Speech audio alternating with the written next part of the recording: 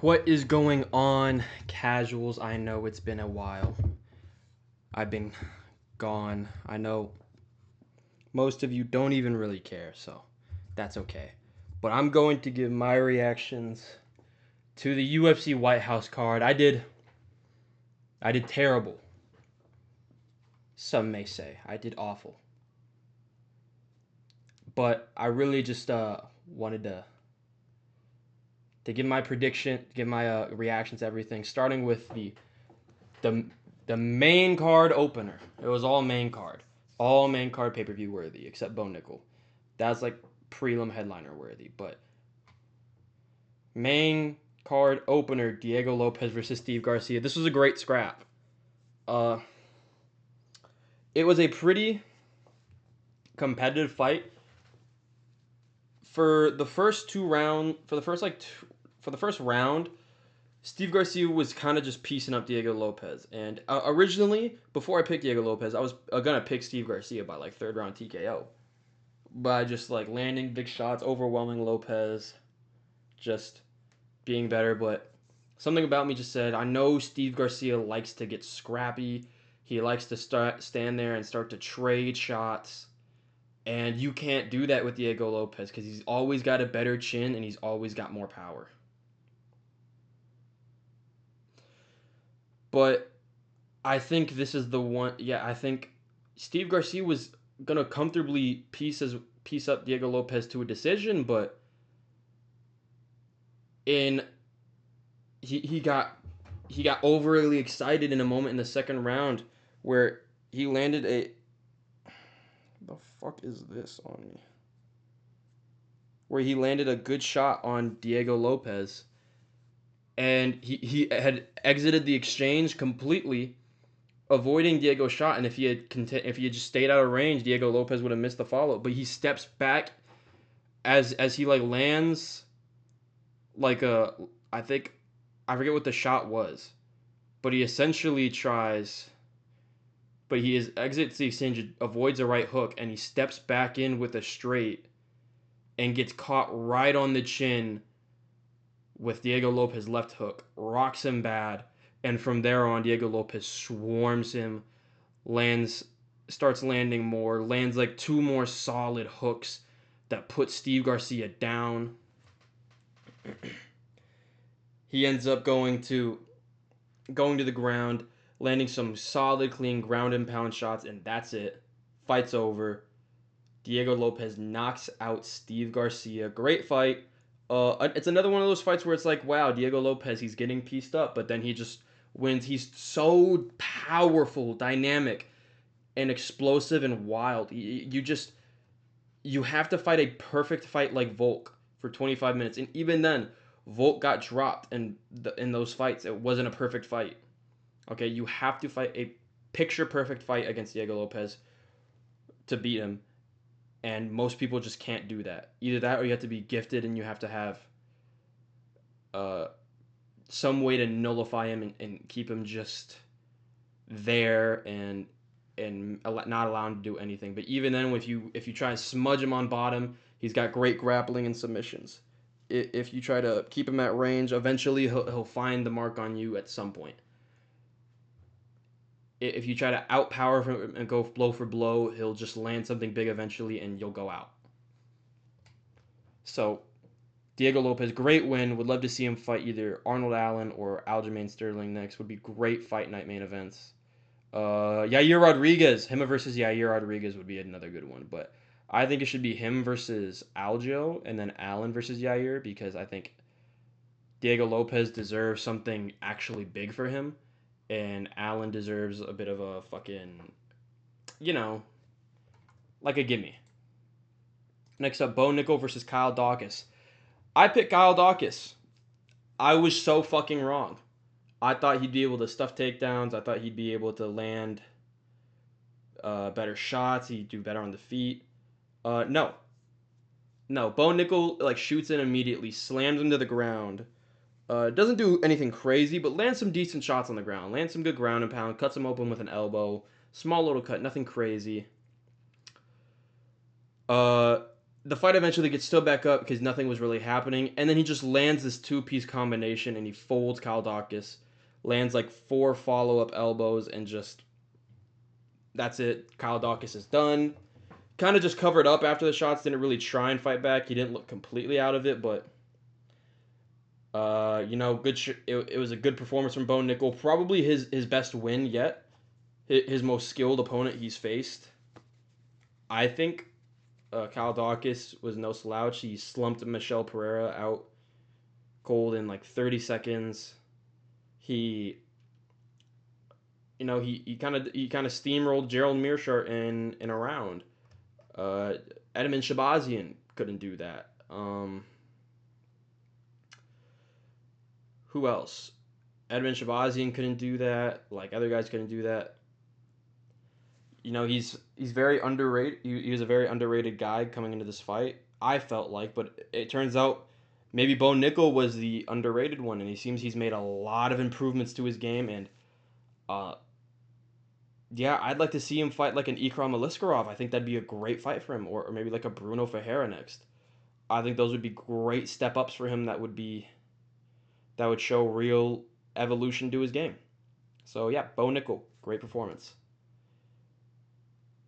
Next up, Mauricio Hufi versus Michael Chandler. This was fucking decimation. From the get go, after Chandler, there are 2 moments that kind of told me, oh, wow, Chandler really doesn't have a chance. He can't do anything. Because into this fight, I was kind of thinking, well, maybe Michael Chandler could just land a giant hook and drop Rufy bad, because we've seen Rufy get knocked out. I saw his fight against Manuel Sosa. But I'm starting to think maybe Manuel Sosa is just better than Michael Chandler. Uh, I was thinking, maybe Michael Chandler can take him down. And 2 things kind of happened. One was Michael Chandler landing a Superman punch from off of the cage, clean on Rufy, and Rufy just tanking it. And the other was Michael Chandler kind of just like crouching down and crawling to try and get a takedown when he hadn't even been rocked yet.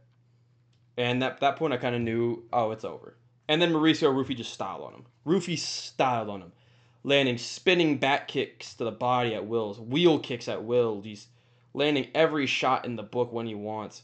At one point, he had Chandler backed up against the fence. He landed like 2 hooks to the head. Chandler had this high guard. He just ripped a body shot. Had Chandler drop his guard immediately, circling out.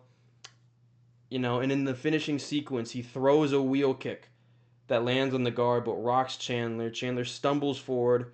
Rufy tries throwing a couple uppercuts.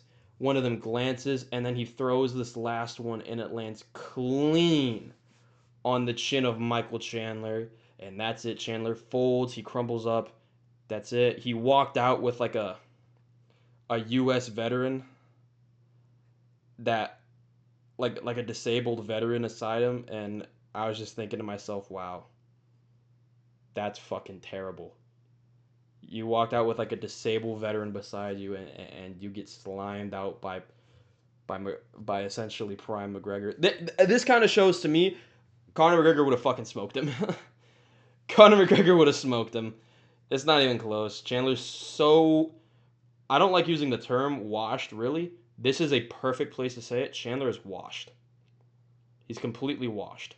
All he has is his physical attributes and his physicality. He's just a very physical dude. He can't take a leg kick. Alright? He's got no cardio. He doesn't do anything in his fights anymore. He doesn't throw punches. He's not good enough to beat any of these ranked guys. He's just not good enough. And that's really been showing recently with just how fucking dog shit he's been looking. So yeah, Rufy won. Nothing crazy from him. In my opinion, for his next fight, I'd like to see him fight Dan Hooker. I think that would be a good fight. I think Dan Hooker, yeah, would be a sick fight for him. Dan Hooker is, also maybe a little bit washed, but Dan Hooker riding back-to-back career losses. Maybe this is where Dan Hooker loses 3 times in a row, or maybe this is where Dan Hooker, clutches up, finishes Mauricio Hoofy with some bullshit. But yeah, maybe book him versus Dan Hooker and then one more fight, and then he gets a title shot. But yeah, I'd like to see him in a fun striker matchup against someone. Maybe not Roofy, but maybe not Hooker, but maybe like a Moicano, someone well-rounded, someone who he can prove himself against, you know. But I'd like to see Dan Hooker just because I think it'd be a fun fight, and Dan Hooker's got a granite chin, and we all know it. Next up, Josh Hokett versus Derek Lewis. This one was just domination. Derek Lewis looked like he always does. He's just old. He's old. He's unathletic. He's slow. And Josh Hokett is the next generation of heavyweight. He's smaller, he's more compact, but he's faster. He's more athletic. He's got good cardio. He's like a combination of Cain Velasquez and Daniel Cormier. Maybe not as good as either one. We don't know yet. But I don't think it's terrible. I don't think it's a completely inaccurate thing for me to say. Josh Hokett, he's a great fighter. He's got he's got fast hands, great wrestling, good control, active on top, great cardio, good power, and he just beat the shit out of Derek Lewis. First round, he essentially he gets he throws a couple of wheel kicks, fails them, gets a takedown, and he just beats Derek Lewis's ass for the entire round on top. Goes for an armbar at the end of the round. I don't think he knows how to finish an armbar, but it doesn't look like he maybe wanted to finish it. I think he wanted to drag it to the second. But in the second round, on the feet, he just beats the piss out of Derek Lewis. Just completely fucks him up, pieces him up. Derek Lewis had nothing for him on the feet. Josh Hokett was too fast, too slick. Just wasn't. It just wasn't a fair matchup. We all knew this was going to happen, but I don't think anyone thought it was going to be as bad as we thought it was. Just terrible, terrible, terrible stuff from Derek Lewis. Great fight from Josh Hokett. He looked fast. He looked sharp. He looked powerful. Uh, Great stuff from him. I'd like to see him fight either Alexander Volkov or maybe Waldo Cortez Acosta. I think those two fights would be fun. I think Acosta would be better because it's a heavyweight more size. He's faster with the hands, got decent grappling defense. So I think it'd be a sick fight. But yeah, Josh Hokett, he's next up. I think him versus Waldo Cortez Acosta or Alexander Volkov, something that would get him into a title fight. I think him beating Cortez Acosta would get into a title fight. I think his next win at all would get him to a title fight because it's clear they want to push this guy. They want to promote him. He is promotable. This is what his third fight this year, and we're only halfway through the year. Considering he took no damage in this fight, he could, if they wanted to just throw 2 more randos at him, just for the sake of it, they could, and he could get like 5 fights in a calendar year, and he would smoke all of them. So I think it was a great performance from Josh Hokett, and yeah, maybe give him the Cortez Acosta fight or a Waldo or a Volkov fight. Next up, Sean O'Malley versus Eamon Zahabo. This fight went just about exactly as everyone anticipated. Sean O'Malley was just significantly better on the feet. The entire time, Eamon Zahabi was just circling around and just like spamming inside low kicks. He would circle around, and anytime O'Malley would throw or land, he would throw an inside leg kick, and he would just knock O'Malley off balance. Never did anything to O'Malley's movement. O'Malley was still marching him down and moving slick the same way he always was. And he was pinging Zahabi's head back with jabs, with good straight shots. He was landing good straights to the body. He kind of just had Zahabi scared and circling, hoping that maybe Zahabi could drag him into a fluke KO. but O'Malley was too slick, too skilled, and eventually in the second round, when Zahabi tried to let his hands go after landing a leg kick, O'Malley like angles out, comes back in, lands a straight left down the pipe, drops Zahabi, switches stances to orthodox, and then he lands the slickest 1-2 on the way on the when Zahabi's coming back up. He just lands this nasty 1-2 right over the top, lands clean on Zahabi's jaw, puts him out. During the walk-off, salutes the soldiers. It was fucking sick. Sick knockout. Great performance from O'Malley. It's good to see him back in the win call, back in on a win streak. It's great to see him. It's great to see him back coming off a knockout, because we love O'Malley for his striking and his knockout. So it's good to see a fight like this and a performance like this.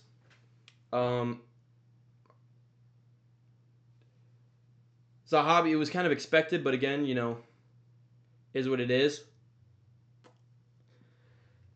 O'Malley, sick performance. He showed why he was such a big favorite, showed that he was another level. And I truthfully think that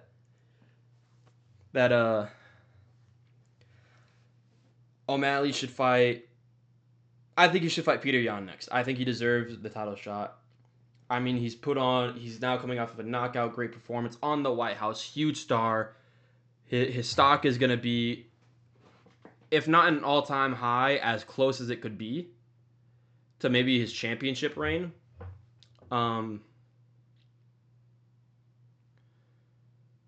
think you book him versus Petr Yan. Fuck Umar. Umar's so boring. Maybe you do it before the Merab trilogy, or maybe you do it after the Merab trilogy, because Merab's guaranteed a trilogy with Petr Yan. So maybe we get the Yan and Merab trilogy out of the way, and then we do Yan versus O'Malley 2, because in hopes that Yan beats Merab in the third fight, which I think he will, but sick performance from O'Malley. For Amin Zahabi, maybe you book him against Davis and Figueiredo. Maybe you book him against who else? Like a Raoni Barcelos, or like maybe book him against David Martinez.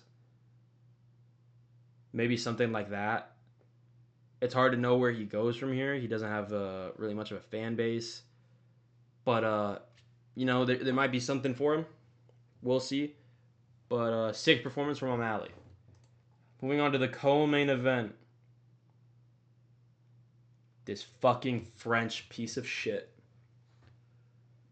I fucking hate CIRYL GANE so much. He's a dirty fighter. He's an eye poker, back of the head shot spammer. He's trying to fucking vegetabilize people because he's a piece of fucking shit. You fucking, I'm fucking French. Fuck you, dude. You're such a piece of shit. CIRYL GANE knocked out Alex Pereira. And I hate him because he was actually kind of schooling him too. He was kind of schooling him. In the first round, he was landing, he was beating Pereira at the leg kicks. He was out-slicking him, landing body kicks, landing good jabs up top on Pereira. At one point, he lands like a 3-punch combination, like a left hook overhand, and then lands another overhand that like spins Pereira's head around, which didn't knock him out, didn't drop him, but hey, it is what it is. Then second round come, and the entire time, Gane was showing like knee taps, single legs, just showing takedowns and grappling to get Pereira thinking.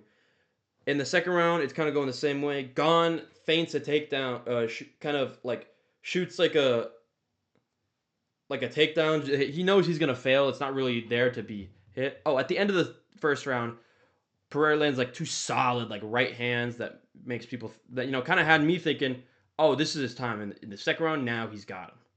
No, I was wrong. Gone in the second round kind of fakes like shoots a little fake single leg, kind of knowing it's gonna fail to back Pereira up. And then as Pereira steps in, Gane lands a nasty jab that drops him. And as Pereira sits there trying to recover, Gane lands like two. He lands a couple of big ground and pound shots that, kind of stumble Pereira back down. And then he just starts smashing Pereira to the back of the head. And one thing I want to say is, fuck you, MMA Joey. You're such a fucking cuckold. Sitting there just having the most contrarian take at every point just to engagement bait. And you're still failing as a content creator. You fucking suck, dude. You can't even engagement bait correctly. But Gane is a dirty cheater. Okay, he cheated there. 10 unanswered blows to the back of the head. He is trying to fucking kill Pereira. And not in like a way of, oh my god, he's trying to kill him, but he's landing legal shots. He's just so vicious. No, he's trying to kill him with illegal strikes. Eventually Pereira gets back up and Gane just unloads combinations against the fence. Pinpoint accuracy, puts it all together, finishes Pereira at heavyweight. It's the best win of his career. The dude is such an elite striker. He's so good on the feet. But he's such a dirty fucking fighter. What's next for them? First of all, this was heartbreaking. Because I love Alex Pereira. I love his story. Guy who comes from nothing in Brazil, working in a tire shop. An alcoholic who essentially is just waiting to waste away and die. And then he discovers his heritage, discovers kickboxing, and he becomes one of the most legendary fighters in history. Another thing, I never said anything because I was like, you know what, maybe Pereira's that guy. But this happened before the Ankalaev fight, the first one. Bruce Buffer announces him as the one, the only, and then he loses a boring like fucking 40-47 decision. And then Bruce Buffer did it again this time, and I'm thinking, well, this is like a striker, and it's like a healthy heavyweight Pereira. Surely, no, the second time he gets announced as the one, the only, he gets fucking slimed out. I think he should take a lot of time off because I know people are thinking, well, it's Pereira, he's not going to take much time off. And people are going to bring up the Izzy fight, but the Izzy fight was like 3 punches. It was one shot that rocked him, one shot that put him out, and a single follow-up strike. And then Pereira moved up a weight class super soon after not really taking, like, he got knocked out, but it wasn't like crazy damage. This, he took a lot of damage. He took a lot of blows to the back of the head, a lot of blows that were stumbling him, wobbling, a lot of blows while he was stumbled and rocked. And at this point, if he's going to have any sort of career left, it's going to be at light heavyweight where he's going to move down a weight class and start cutting weight again. He's going to want to take time off. And even then, it's so like, I think Carlos Ulberg might fucking slime him out now, man. It's just not the same.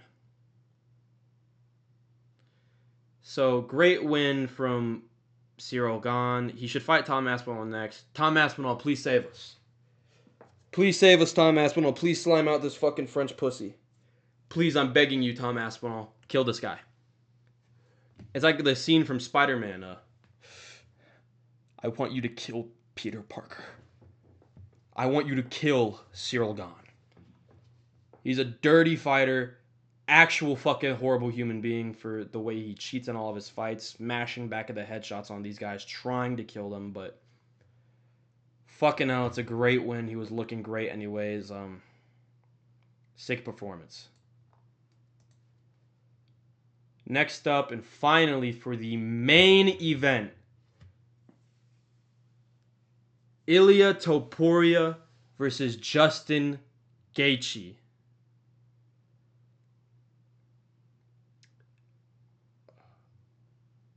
I just cannot believe, of all people, it was Justin Gaethje. I'm just going to go through it round by round really quick, give my thoughts, and then give what I think is next for both of them. First round, first of all, the walkouts, the production for everything was sick. Ilya's walkout had me hyped. I was watching with my girlfriend. I was saying, this guy's the guy. That's fucking embarrassing. Don't worry, she's a Joshua Van fan, though. Naturally. I got her to follow Joshua Van because, why the fuck wouldn't she? First round comes out. ILIA Topuria immediately starts. Justin Gaethje starts landing stiff shots early. Starts with a stiff jab right on Topuria's nose. And this is how you know the fight's different. He lands a stiff jab. I'm like, oh, that's a stiff jab. Topuria's kind of not moving his head. And Topuria is genuinely just walking at him. Just marching him down. Zero respect for Gaethje's power. And that was the ultimate downfall for him.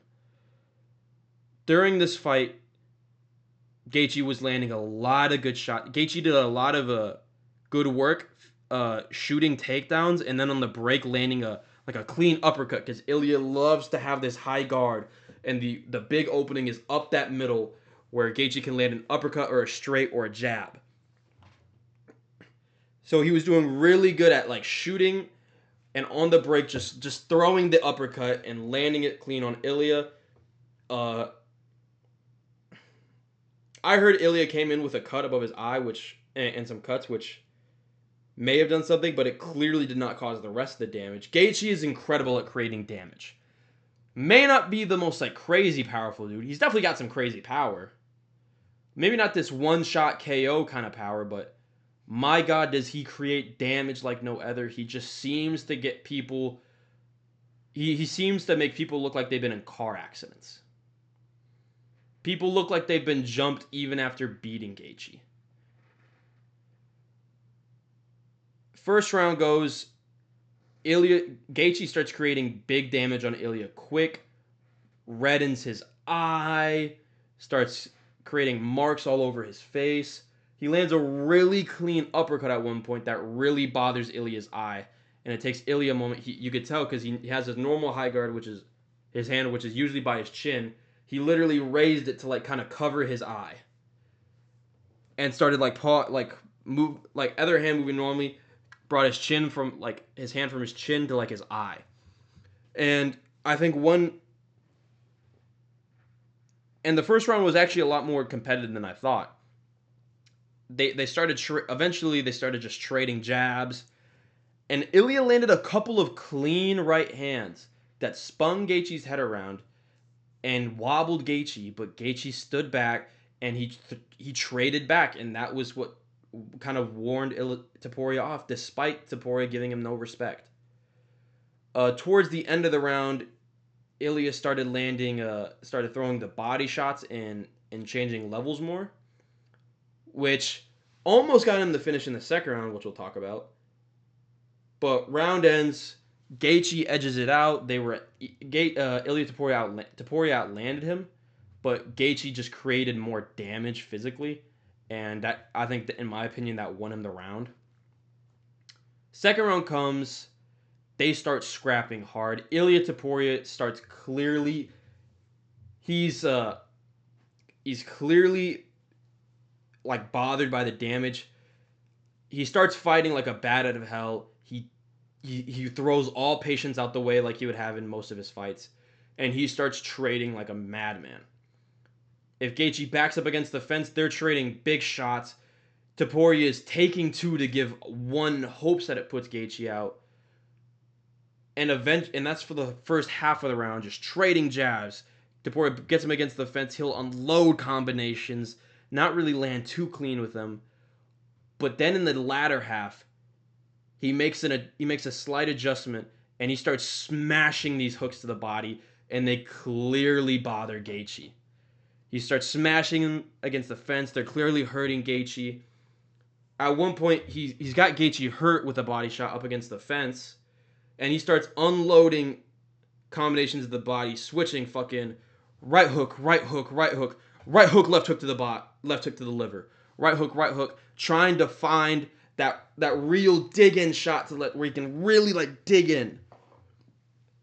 he throws like with like 2 minutes to go, he throws like right hook, right hook, right hook. Just digs a picture perfect left hook to the liver.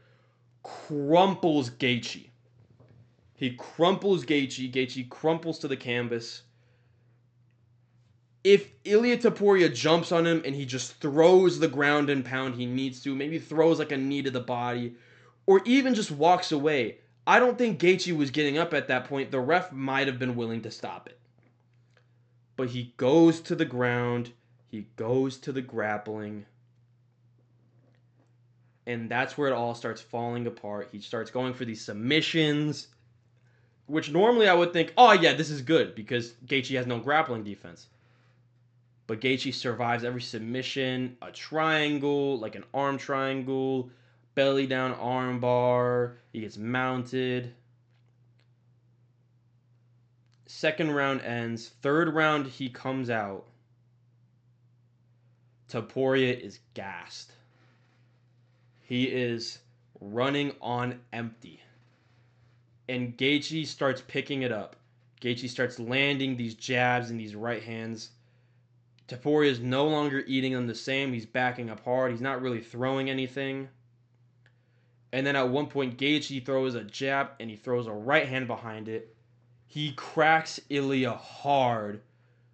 ILIA kind of sinks in his knees a little, and Gaethje does his classic, get the front headlock position and ruin an actual finish.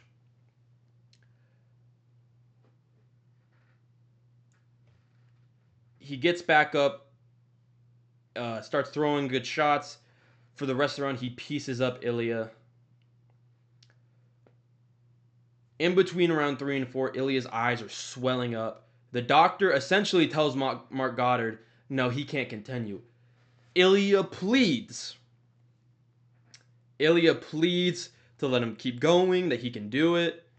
His corner is telling him that he can keep going. His corner is saying everything. Marc Goddard essentially just says, go fuck yourself, doctor.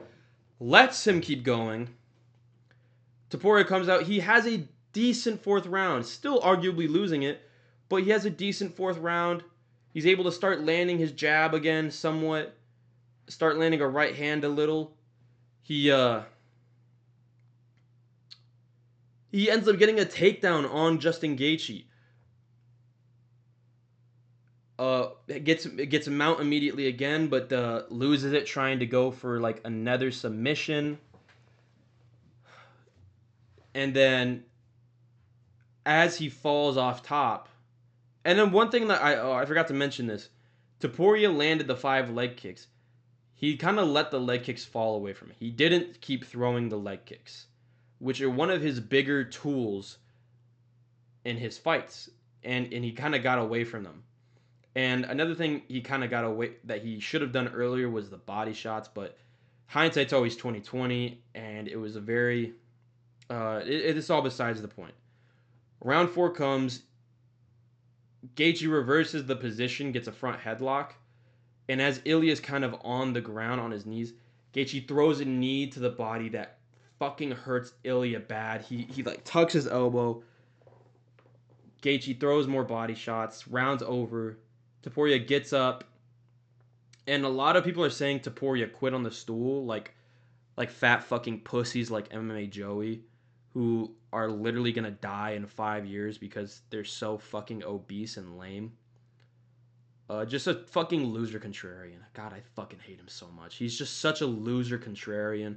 Just picks the hottest take he can find. Like, what's the worst thing I could think of that would get people the most mad at me? That's right. I'm gonna pick this. So fucking pussy. Jesus Christ, I hate him.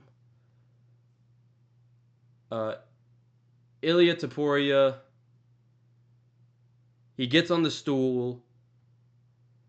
I don't really think he says anything, but a quote came out from his brother, and his brother says he stopped the fight. So his corner stopped the fight.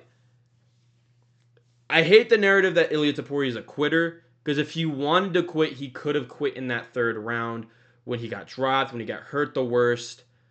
But he kept going. He tried to fight it. His corner just refused to let him take more damage. I understand it. It makes sense. He took a lot of damage already. It was no point. He was bruised up. His eyes were swollen shut. He got hurt in the fight. He got his ribs broken somewhat, I'd imagine, from that knee. ILIA Topuria gets finished in between round 4 and 5. Justin Gaethje is the world champion.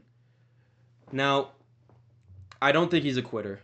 I think it was a great performance from Justin Gaethje. He fought the exact fight he needed to fight. ILIA Topuria could have won. He let it get away from him because of his ego. His ego was his ultimate downfall. He fought Gaethje with no respect.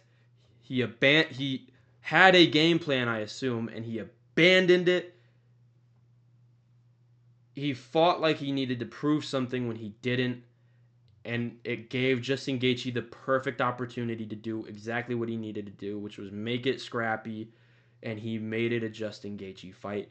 ILIA Topuria fought Justin Gaethje the way Justin Gaethje would fight Justin Gaethje. And that's what led to his downfall. He tried to fight Gaethje like he was a brawler, like he could out-scrap him and out-dog him. And eventually it came crashing down when he emptied everything in the second.